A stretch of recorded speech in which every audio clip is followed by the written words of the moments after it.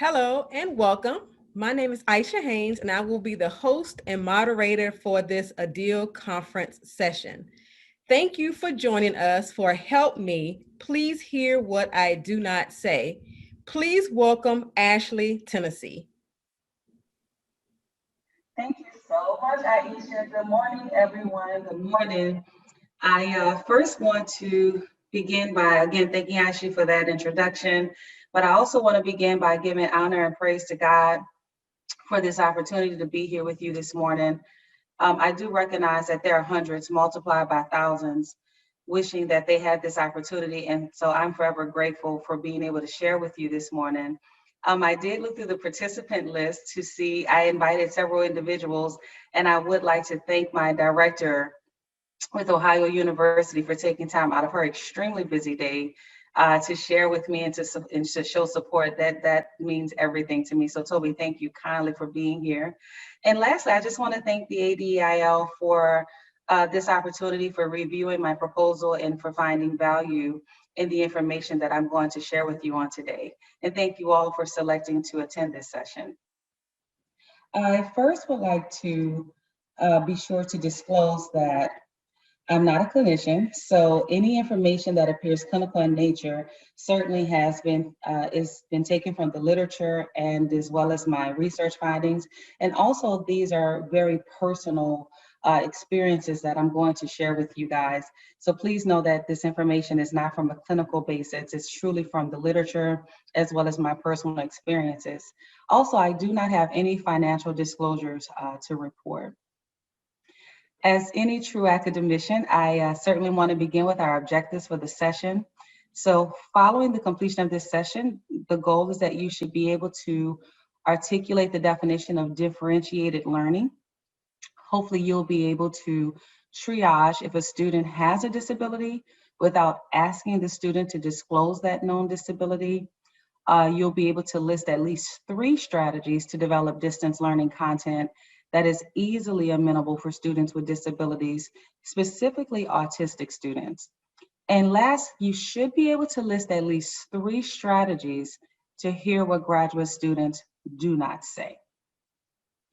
So before I really get into the presentation, I believe that sharing your story is so important because stories are data with a soul.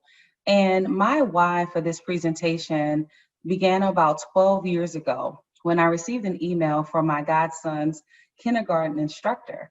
And the email was requesting a parent-teacher conference. So at the time he was 5, and I'm not sure because I do not have any biological children. However, for those of you who do, you're likely in the same situation that you received this email from the instructor and you're like, oh my God, what did they do? Am I in trouble? Is he in trouble? So there was a little trepidation there. However, we had the meeting and she called us in and we sat there and we were listening to her. And one of the things she stated was that in her 20 years of experience teaching, she's only had 2 students that she believed were on the autistic spectrum, and they were diagnosed with Asperger's syndrome. And she believed that my godson was also going to be one of those students. And so after several doctor's appointments, our clinical psychologist actually diagnosed him as being Asperger's, so he's an Aspie. And it's been a journey ever since that day. It's been a journey getting to know this individual, learning their idiosyncrasies, but it's really the basis for the presentation in that this summer, I've had the privilege of him staying with me and starting virtual school. And so this has been an exciting time. But the thought came to me, as he progresses and as he continues on his academic journey, what are going to be those systems out there that's going to support him? He's an individual that if you did not know that he has Asperger's, you wouldn't know. And so my concern was, as a parent, I won't always be there for him, but as an academician, I can be there for other students. And so that's why we're here today. We're here today because after doing extensive research, I decided that the problem, what needs to be addressed or fixed, goes back into much of the legislation that we have here in our country. So we're going to spend a little time here. So after doing extensive research, it was noted that the Americans with Disability Act of 1990 was actually developed to expand upon the Civil Rights Act of 1964. The first conundrum that we see is that the Civil Rights Act of 1964 was designed to prohibit the discrimination of any individual based on their race, their color, their religion, their sex, or even their national origin. However, the Civil Rights Act did not really go far enough, as it never included the word discrimination against individuals with disabilities. Also, the Civil Rights Act of 1968 did not include that. And for many of you, you'll know that the Civil Rights Act of 1968 is also referred to as the Fair Housing Act, which means that you cannot discriminate against an individual based on their race, color, sex, national origin in terms of housing, in terms of the laws that we have in our country for housing. So again, the Americans with Disability Act of 1990 came about because it absolutely prohibits any publicly funded organization, institution, which encompasses higher education, from discriminating against any individual with disabilities. Now, higher education responded very favorably. In many universities and colleges across the country, they have offices. They have their ADA offices where students are able, especially at the undergraduate level, they're able to go into these offices and they're able to obtain assistance. They're able to obtain accommodations so that they're able to matriculate as students who do not have disabilities. The problem is the ADA is very limited when it comes to how the assistance is provided for students at the undergraduate level.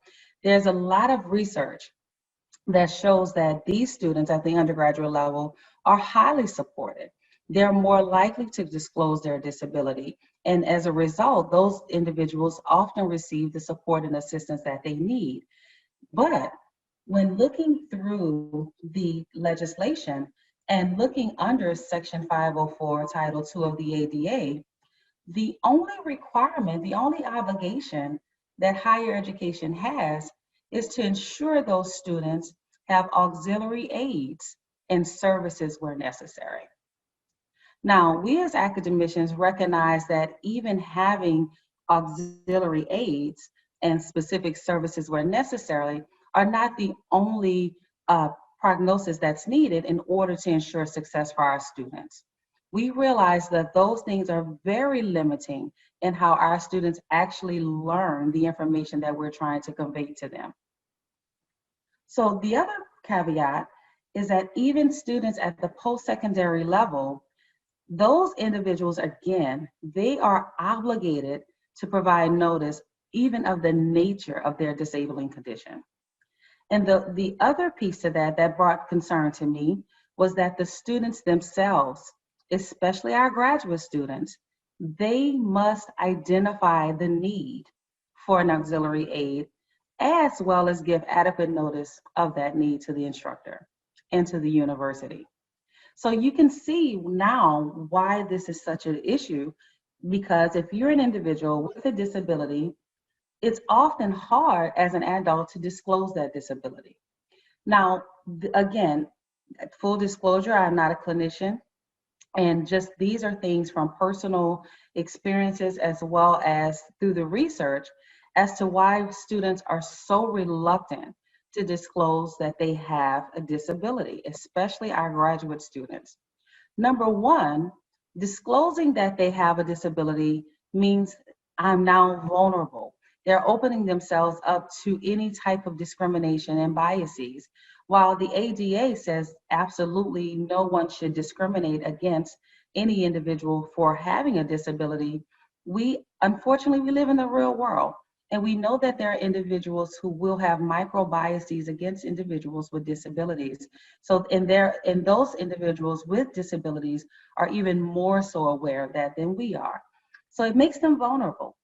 Also, you're requiring that individual to share personal information with a complete and total stranger.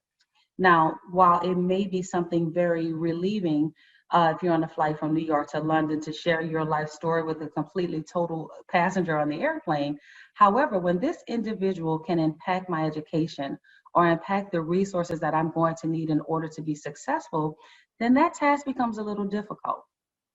Also, individuals who have to actually verbally announce the declaration of having a disability, then now it says that I'm confirming that I'm different. And most students want to appear as normal and a part of the population of students as possible. So again, having to disclose that now separates me from the general population of students. Also, disclosing that information is saying you're asking me to see myself as being disabled. And while I may have a disabling condition, it doesn't mean that I am completely removed from being able to matriculate as any other individual. So that's, again, causing them to say something that they necessarily don't want to have to say, because that's an admission that is actually true. And also recently, I'm going to probably take a little more time here, and then I'll speed up to allow time for questions and answers.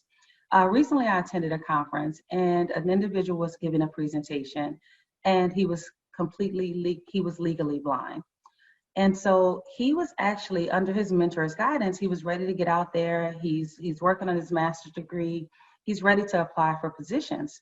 And so his mentors said to him, hey, don't disclose that you're legally blind on your applications. Don't do that. And so he said, why would I not disclose that I'm legally blind? And they said, well, you just never know how people may take that. You just don't want to do that, because employers may see you as a burden.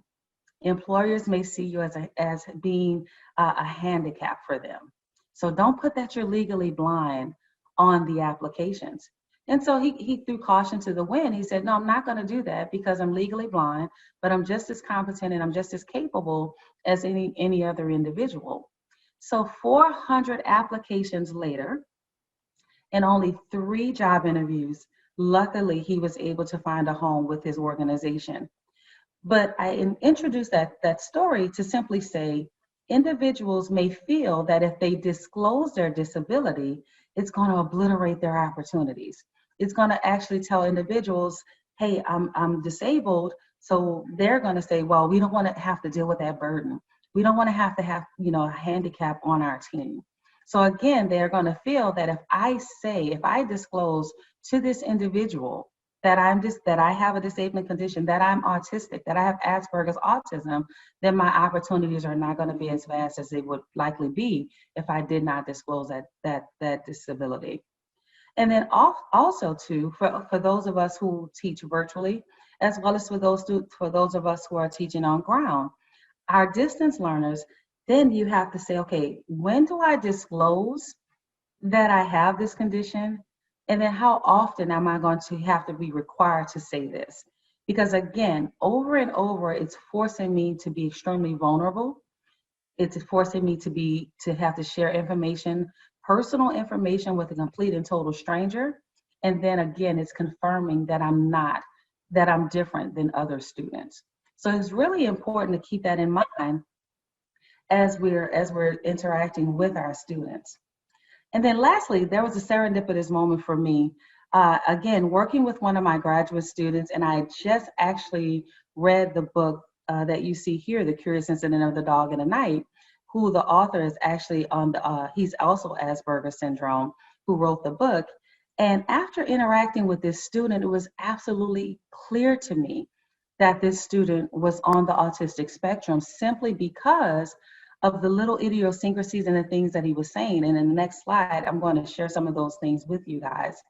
And so then in that moment is when I realized that students who are on the autistic spectrum, it's more than that there is no eye contact. Because when we're teaching virtually, we can't see that they're not making eye contact with us. It's more than social isolation or social awkwardness. Again, those students if they're even present in your classrooms, or if they're virtually present, those are the little idiosyncrasies that we're not able to pick up. But those things that we can remember and be very cognizant is that individuals who are ASD, especially our graduate students, they're likely to be more literal and not metaphorical. So those are things we keep in mind. So for instance, we would refrain from saying things such, oh, it's raining cats and dogs outside. We can't use those metaphorical type of statements simply because in the literal sense and in their minds, it's impossible to have cats and dogs raining because cats and dogs are animals. They're not water, they're not condensation from clouds. So again, they're very literal and not necessarily metaphorical. And those are things to keep in mind as we progress. So now I've actually hopefully kind of delineated the problem for each of you, but how do we address it?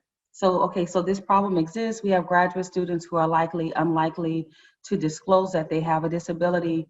What is it that we as academicians can do to fully support these students? Well, the strategy that we can leverage, that's probably the most successful strategy we can, is to understand the beauty of differentiated instruction. And the literature defines differentiated instruction in various ways. However, at the heart of differentiated instruction is recognizing that students have varying background and knowledge, their readiness, their language, preferences in learning, all of these things are very different. Differentiated instruction is a process that we can leverage to approach teaching and learning for students of differing abilities who are likely going to be in the same class at the same time. However, each of those students' needs are going to be vastly different. And lastly, we can not only restructure the traditional classroom, but we can restructure our virtual classrooms by restructuring our approaches to how we actually support our students. So differentiated instruction actually fosters differentiated learning because that is the goal. And while many students are very similar, each of us recognize and understands that no two students are ever going to be the same. So yes, we should leverage differentiated instruction even if those students don't have a disability. However, differentiated instruction is an absolute must for graduate students, certainly those with undisclosed disabilities. So when you are viewing differentiated instruction and understanding and recognizing that it actually fosters differentiated learning, we know that it's no longer just a definition, but it's actually how do we apply this process when we're supporting our students. So some strategies, again, these are some literature-based and they're also personal experience-based strategies to develop distant learning content. We have varying roles. Those of us who are attending this conference and those who are going to watch it later on the recording, we have varying roles. So some of us are content creators and some of us are users and leveragers of content that has been created. So for my content creators, I ask that you remain mindful when creating content, recognizing that there's going to be a vast array of students that's going to be using that information. So we want that information to be timely. We want that information to lack as many metaphors as possible because we do have those students who are going to be extremely literal. But at the same time, we want to ensure this content because most of the information that we develop in our lifetimes will outlive us. So we want that information to be timeless, information that those students can pick up years from now and it will still be relevant to where they are in their professional careers. Those who are leveraging content that's being created, remember that you're going to need to amend that content in real time. And what does that mean? That means preparation, remaining cognizant that there's going to be varying learners in your course. And so how do I amend this information to ensure that if I have a student who's listening to the recording or listening to the video or actually listening to the live lesson, how do I amend that content to ensure that that student is going to be able to hear and receive that information? So thinking ahead of the game to say that this information, while it appears straightforward, there may be some amending that I may need to do to ensure all students are going to be able to receive that information. Also ask questions. As we're developing our materials and our content for our students, oftentimes you have to ask yourself, does this make sense? Am I really connecting the content to the objectives? And also, have I varied the presentation of that information to ensure that all of my students will be able to receive that information? Oftentimes we're in robot mode, right? We're on automatic pilot and we're creating our content and we're really getting in there, and it makes perfect sense to us, right? But however, we have to remember it makes perfect sense to us how our minds are wired, but will it make sense to those individuals with a disability? Also, too, we can always use the experience of our past students with our present students. So when our past students provide us with feedback, hear those answers, hear that information, so that when we are developing content, it's going to be perfect it's going to be for the right student, and it's going to be the right solution for that student at that time. We're extremely busy, I acknowledge that. However, it's incumbent upon us as academicians and as consummate learners that we engage ourselves and require ourselves to review the literature consistently and not sporadically. We have a wealth of information that's being presented, and the literature is growing daily. So our best practices, those things that may have worked 2, 3 years ago, may not be relevant today. So we have to get out there, we have to review the literature on a consistent basis to ensure that we're leveraging the best practices for our students at the right time. And again, I can attest that everyone on this call likely, and those who are going to review it later, you're doing absolutely all that you can do. However, I challenge you to even do more than what is required. For our students who have undisclosed disabilities, and currently there are 56 million adults in the United States with a disability. So at some point in time, we're likely to have a collection of students in our courses that have a disability. We're going to have to go over and beyond to ensure those students are supported. We're going to have to make sure we're going the extra mile to ensure not only are the students without disabilities able to succeed, but that we are preparing those students with disabilities for success as well. So this is a Dr. Tennessee triage to an undisclosed disability. This particular slide goes against all of my principles that I teach my students in terms of having way too much information on one slide, because it can be very distracting. However, given the nature and the content of this information, it was no getting around this. So I'm asking for your concession in the beginning. So when you're looking at this figure, and how do I leverage this figure when I'm in the middle of a conversation, or if it's actually in an in-person contact with that student, or even if it's a virtual contact with that student? How do I determine if this student has an undisclosed disability?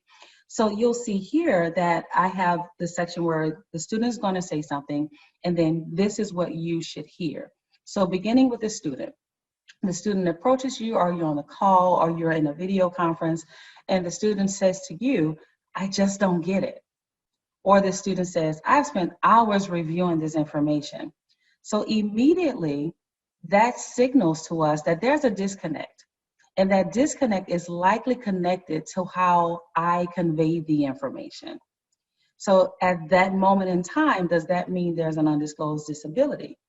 Maybe. The student may then say to you, "Well, it just doesn't make any sense." Now, what do we hear? We hear that this student is seeking to make logical connections to the information. And it means that information may be appearing metaphorical. And remember, many times, if we're looking at students who are on the ASD spectrum, we have to remember those students are looking for literal information. And so again, does this mean that there is an undisclosed disability? Maybe. So if the student then says, "Well, why would you have to explain what is already there? That just does not make any sense." The student is then signaling that they need an alternative or multiple approaches to ensure they are able to understand that information. And that's why we must remain nimble and flexible to amend the content in real time. So after hearing that, does this necessarily mean that the student has an undisclosed disability? And the answer to that is it's highly likely. Again, we're not clinicians, and our goal is not to actually diagnose the student. Our goal is to ensure we're leveraging the resources at our disposal to ensure we're supporting that student properly and appropriately. So how do you hear what is not being said after you go through the triage, right? So how do I continue to hear what that student is not saying? The goal is to begin with empathy, recognizing that those students are already in a very careful situation where they're vulnerable. They're having to actually share information with a total and complete stranger. So begin with keeping that student's position in mind. Also, proceed with caution. We definitely don't want to alienate the student. We definitely don't want to even to build or scaffold on the feelings that they're having of inequities. So we want to take our time and hear and listen to hear what that student is saying. Always, as I'm instructing, I keep in the back of mind my godson. And I say, why am I in this? Why am I doing it? And why should I make sure that every student is supported in the best way possible? Because as a godmother to him, in the future, I want that academician to recognize, even if he doesn't say that I am Asperger's, I want them to support him. And I want him to have all of the resources that he'll need in order to be successful. And so if that's what I want for my son, then that's what I have to give to everyone's son, to everyone's daughter. So always remember, reset to your why. Why are you an academician? What was your purpose? Review your teaching philosophy and see exactly how am I being honest with myself and I'm actually upholding my own personal philosophy.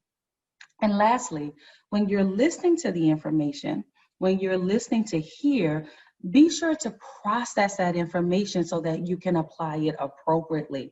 There may be other resources that you may need to channel out. There may be some things beyond your capabilities. However, you have to process that information in order to apply it appropriately. So lastly, the key takeaways that I would like to leave with each of you, and hopefully that you found value in the presentation and other aspects, but I would like to just give you this call to action to remember that while all of our students are similar, no two students are alike. You're going to have varying types of students that are going to cross your path.